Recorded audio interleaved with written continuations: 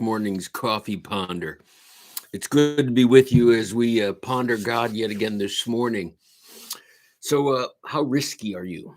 Do you like taking risks, chances? I think I used to be much more of a risk taker than I am now.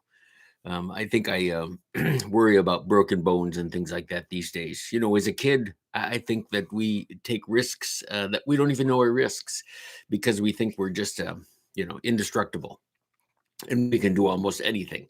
But as time goes on, we learn that yes, there are some risks that are worth taking and some perhaps that are not worth taking. In his book, let me get the title of this. It's a long title. In his book, Stuntmen: My Car Crashing, Plane Jumping, Bone Breaking, Death Defying Hollywood Life, Hal Needham reflects on all the risks that he took in his career. Falling through plate glass windows, jumping out of airplanes, walking across airplanes, car crashes, you name it. He did it for the sake of Hollywood entertainment, and as he would so quickly say, and to make a few bucks. He would do almost anything. Now, granted, even his risks that he took as a stuntman were pretty well calculated out. They spent a lot of time preparing, prepping, using special material to make sure that there was as little risk to him as possible. Now, there was always risk involved, but he's not the only risk taker there was. Paul and Barnabas in the book of Acts take great risks. It seems like everywhere they go, someone is out to get them. They're being jailed, they're being beaten, they're being stoned, chased out of town. They took a lot of risks, but there was a difference. See, their risks had a high calling. The calling of Paul was to make known this Christ who had made himself known to him. He wanted the world to know who Jesus was. The world needed and still needs to know who Jesus is. So, how risky are you willing to be today? Are you willing to risk saying something about him to someone that you don't know how they'll react? How risky? It's a question that we have to ask ourselves quite frequently, actually. How much risk are we willing to take? A couple things that I've learned in my risk-taking years. It's never quite as frightening as one thinks to share their faith.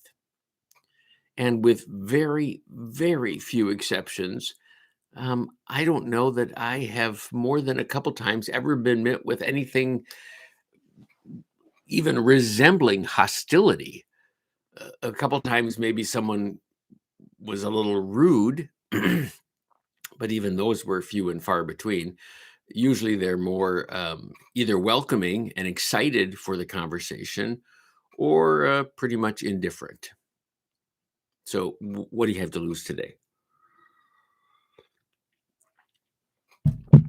Take a risk. Ask someone, I wonder why God made it so cold today. I mean, what was he thinking? Of all the temperatures he could have given us this morning, 10 below, really? There you go. There's a conversation starter. It's free. Not even going to charge you for that one. Or perhaps you saw that beautiful sunrise this morning. God's quite an artist, isn't he? He paints quite a picture for us. It's pretty easy for us to put God into our conversations and see where it goes. He calls us to scatter the seed wildly. And all the power, by the way, it's in the seed. It's not in the guy throwing it.